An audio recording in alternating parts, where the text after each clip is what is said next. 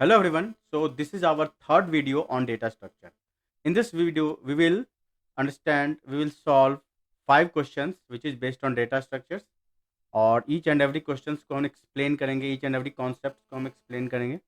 Okay. So first of all, we will go through each and every questions. So first question is, what is the minimum number of stacks of size n required to implement a queue of size n? यहाँ पे आपको stacks और queue के बारे में पता होना चाहिए कि how they work. Okay. This question asked in GATE 2001. Now second question is, to evaluate an expression without any embedded function calls. यहाँ पे हम पे 5 क्वेश्चंस गिवन है, इनमें से हमें कौन से आंसर करेक्ट होंगे वो हमें आइडेंटिफाई करना है.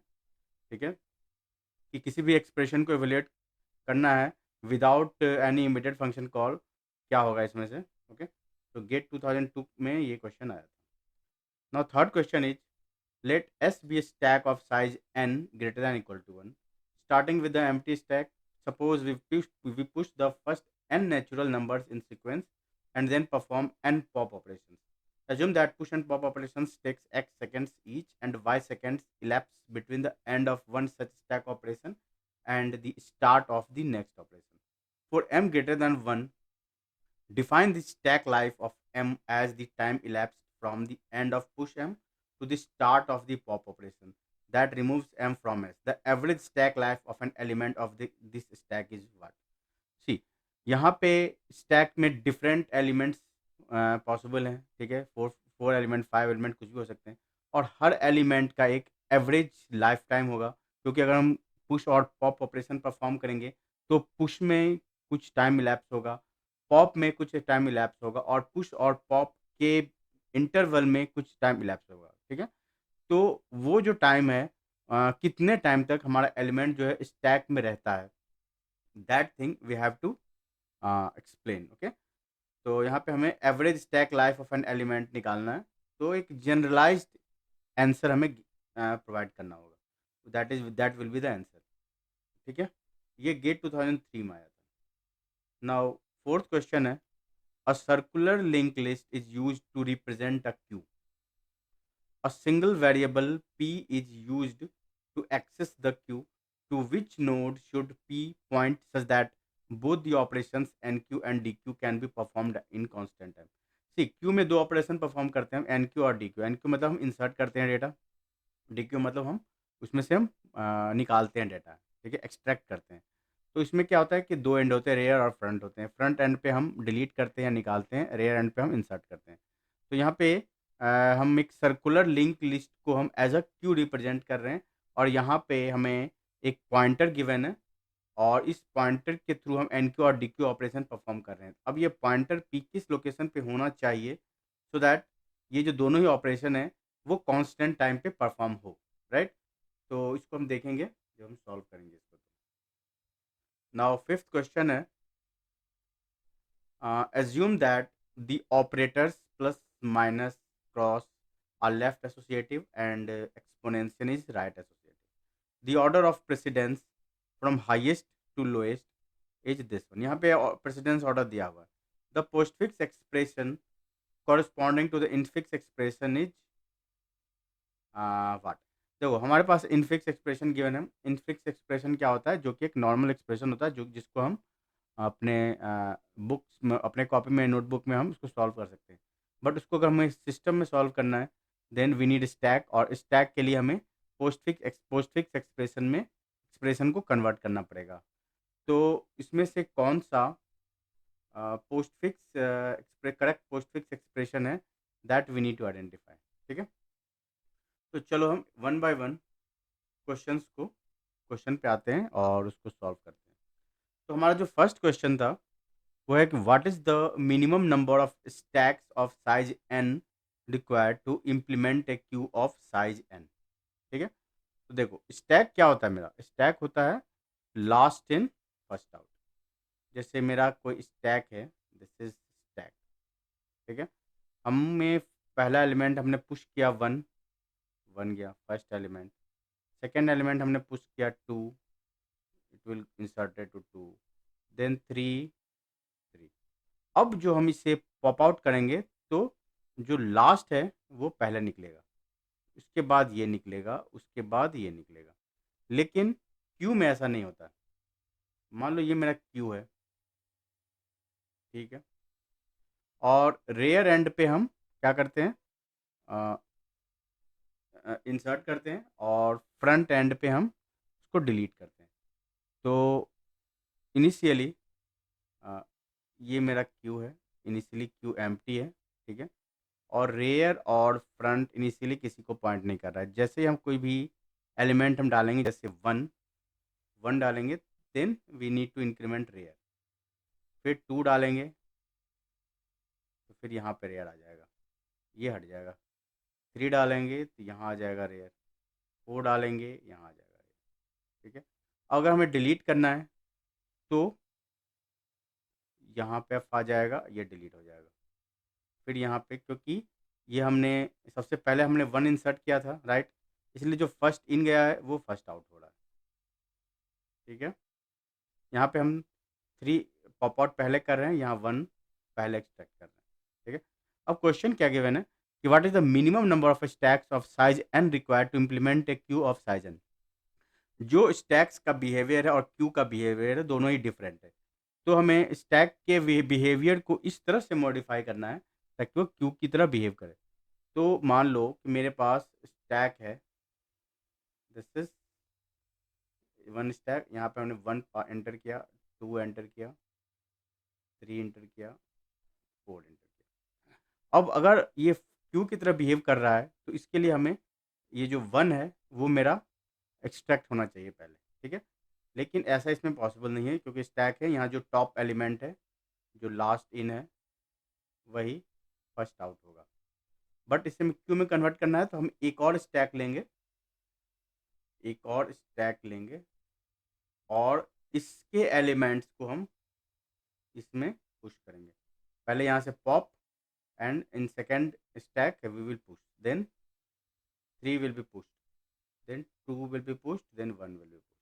अब हम क्या देख रहे हैं कि मेरा जो पहला एलिमेंट हमने जो इंसर्ट किया था फर्स्ट स्टैक में, वो सेकेंड स्टैक में टॉप एलिमेंट आ गया। अब इसको हम पॉप करेंगे तो मेरा वन आएगा, फिर टू आएगा, थ्री आएगा, फोर आएगा, और ये बिल्कुल क्यू की तरह बिहेव करेगा। तो नंबर ऑफ स्टैक रिक्वायर्ड कितने होंगे, minimum number of stacks of size n required to implement a queue of size n two, ठीक है।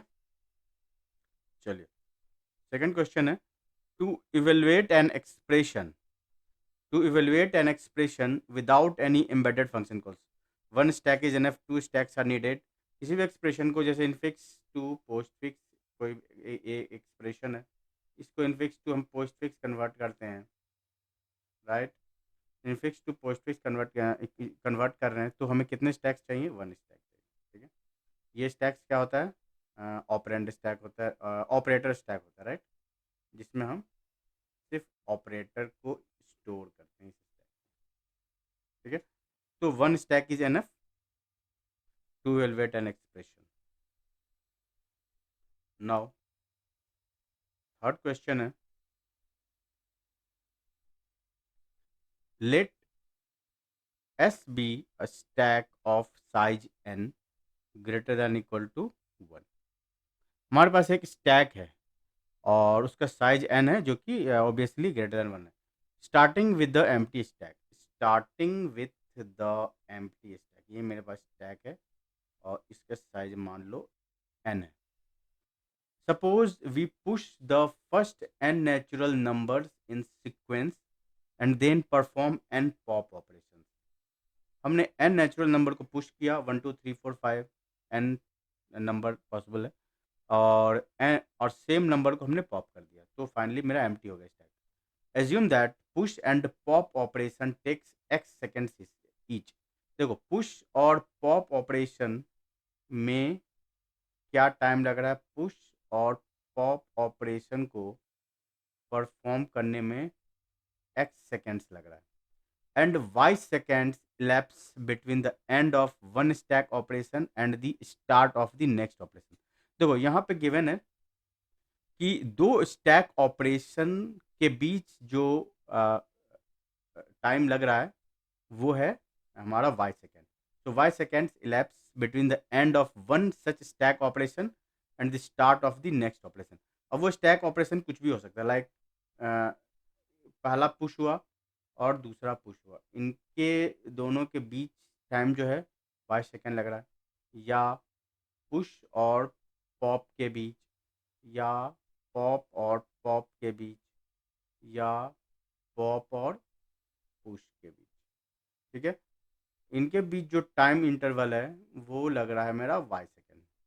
ओके, तो for m greater than 1, see at the end of push and at the start of push जो time है वो है y second, या at the end of this push and at the start of pop, मतलब ये जैसे operation finish होगा और ये ऑपरेशन स्टार्ट होगा, इनके बीच जो टाइम इंटरवल है वो है y सेकेंड। ठीक है, now for m greater than equal to 1, define the stack life of m as the time elapsed from the end of push m to the start of the pop operation that removes m from s. The average stack life of an element of this stack is what? यहाँ पे हमें जो भी element हैं उनकी average life count करनी है। तो हम एक काम करते हैं, we suppose there are 3 elements.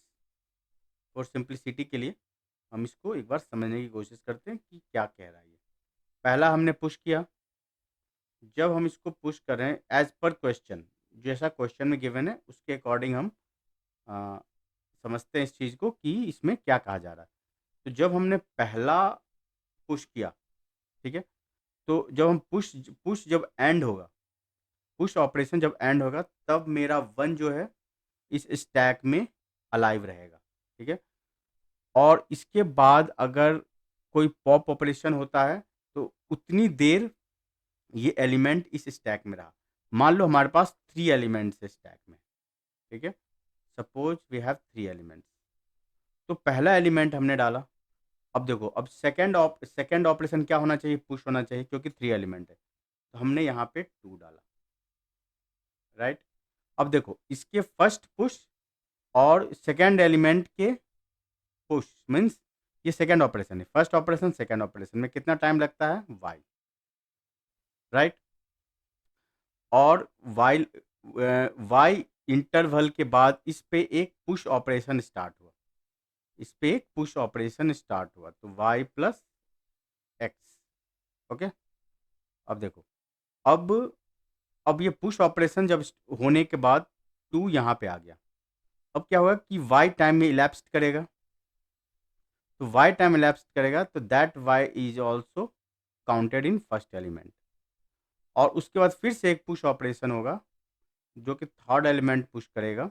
Right, तो ये y टाइम इलैप्स होने के बाद फिर ये x टाइम तक सर्वाइव करेगा, यहाँ भी x टाइम तक अलाइव रहेगा, क्योंकि पुश ऑपरेशन में 3 में जो है पुश ऑपरेशन x टाइम का लगा है, और उस x टाइम ये 2 और 1 ऑलरेडी स्टैक में प्रेजेंट है।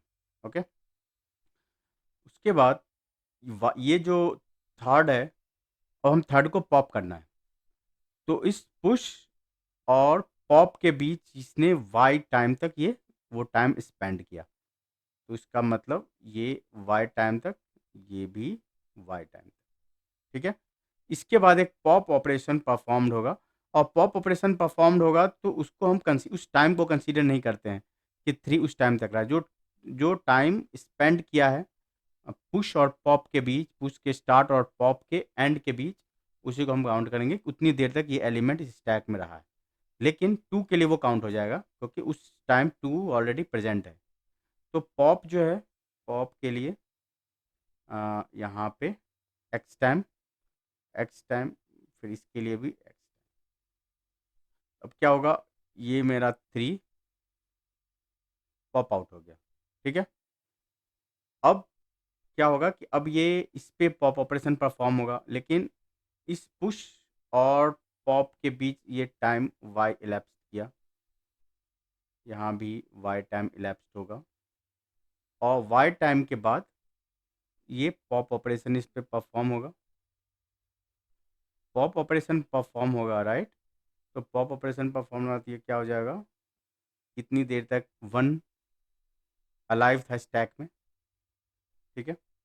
उसके बाद 1 भी पॉप आउट होगा, तो 1 will wait for y time, और उसके बाद पॉप ऑपरेशन परफॉर्म होगा, दैट विल नॉट काउंट। तो इसका मतलब है कि 1 कितनी देर अलाइव हुआ, 1 जो है 1 2 3 4x, ठीक है। नाउ 1 2 3 4 5 5 आई, 1 अलाइव रहा कितनी देर, 2 अलाइव रहा 1 2 2x प्लस 1 2 3 3y, और थर्ड वन क्या है, y। अब क्वेश्चन क्या है, the average stack life of an element of this stack is what. तो हमें एवरेज पूछा जा रहा है। तो टोटल एलिमेंट कितने थे, 3 एलिमेंट थे। तो 4x plus 5y plus 2x plus 3y plus 5। तो 4x प्लस 2x कितना होता है, 6x, 5 plus 3 8 plus 1 9y। Number of element कितने हैं, 3 3 2 2x प्लस 3y, ठीक है। उसका मतलब है कि 3 minus 1 into x plus 3y means n क्या, 3 क्या number of element, n minus 1 into x plus n y. तो इसको हम सॉल्व करेंगे,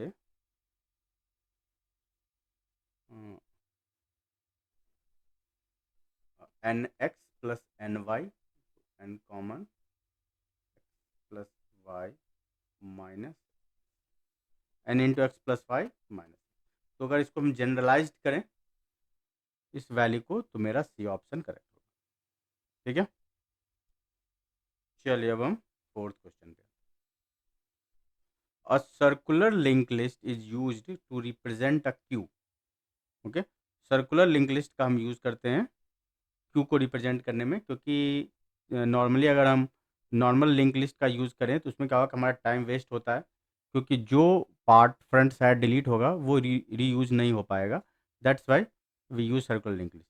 तो चलो, क्योंकि सर्कुलर लिंक लिस्ट को जो आप इम्प्लीमेंट करोगे, then you have to use one operator which is called modular operator.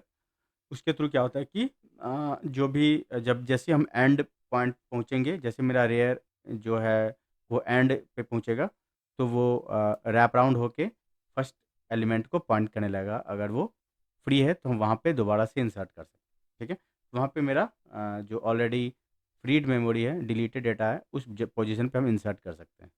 इसलिए हम सर्कुलर लिंक लिस्ट यूज़ करते हैं क्यू को इम्प्लीमेंट करने के लिए। So a single variable p is used to access the queue. To which node should p point such that both the operation nq and dq can be performed in constant time? See, यहाँ पे इसका I think diagram is not visible. I think diagram is not visible. We'll see this diagram in this in Word file. Yeah. A circular linked list is used to represent a queue. A single variable p is used to access the queue. To which node should p point such that both the operations nq and dq can be performed in constant time? देखो, यहाँ पे अगर p pointer है, p pointer is pointing to front, तो अगर हमें यहाँ पे डिलीट करना होगा, अगर मान लो कि ये फ्रंट पे पॉइंट कर रहा है, वेट 1 सेकेंड, यहाँ पे दिस इज नोड, ये फ्रंट नोड है, right. Now this is second node, this is third node, this is fourth node, and fourth node is rear node, right? Fourth node is rear node, और ये circular है, then it will point here. और एक हमारे पास pointer p है। अगर pointer p इसको point करता है, हम जानते हैं कि फ्रंट नोड पे क्या करते हैं, हम डिलीट करते हैं। तो डिलीट करना है तो फिर ये फिक्स्ड अमाउंट ऑफ टाइम में और कांस्टेंट टाइम में, कांस्टेंट टाइम मतलब क्या था, big of one time, big of one time में ये इस नोड को डिलीट कर देगा। अगर इंसर्ट करना है तो this pointer have to traverse from here to here, ठीक है, और यहाँ पे हम इंसर्ट कर पाएंगे। तो ये मेरा कांस्टेंट टाइम नहीं हुआ, क्योंकि फिर ये हो जाएगा आपका बिग ऑफ एन टाइम, क्योंकि जितने नंबर ऑफ नोड होंगे उतना टाइम इसको लगेगा ट्रेवर्स करने में, राइट। लेकिन अगर हम अपने पॉइंटर को रेयर नोड पे रखते हैं, अगर हम अपने पॉइंटर को रेयर नोड पे रखते हैं तो क्या होता है, जस्ट मिनट, अगर हम अपने पॉइंटर को रेयर नोड पे रखते हैं तो अगर हमें इंसर्ट करना है तो रेयर नोड पे हम इंसर्ट कर लेंगे इजीली, और अगर हमें डिलीट करना है because of this circular link list we can delete it, this node, in the constant amount of time. So to which node should P point such that both operations NQ and DQ can performed in constant time is what, rare node. So A option is the correct, ठीक है। Now we will come to fifth question, okay। चलो इस पे आते हैं। यहाँ पे है assume that operators plus minus cross are left associative and exponential is right associative. The order of precedence from highest to lowest, ये बेस ज़्यादा इंपॉर्टेंट है। यहाँ पे ऑर्डर ऑफ प्रेसिडेंस क्या होगा, सबसे हायर प्रेसिडेंस एक्सपोनेंशियल है, देन मल्टीप्लिकेशन है, देन प्लस है, then minus. The postfix expression corresponding to the infix expression, infix expression मेरे पास गिवन है A plus B multiplication C then minus D exponential then E exponential then, इसे हमें convert करना है post fix expression में। अब देखो यहाँ पे लेफ्ट टू राइट एसोसिएटेड, तो यहाँ पे अगर हमें सॉल्व करना है तो इसको आप कैसे सॉल्व करोगे, using BODMAS, this should be like this, right, D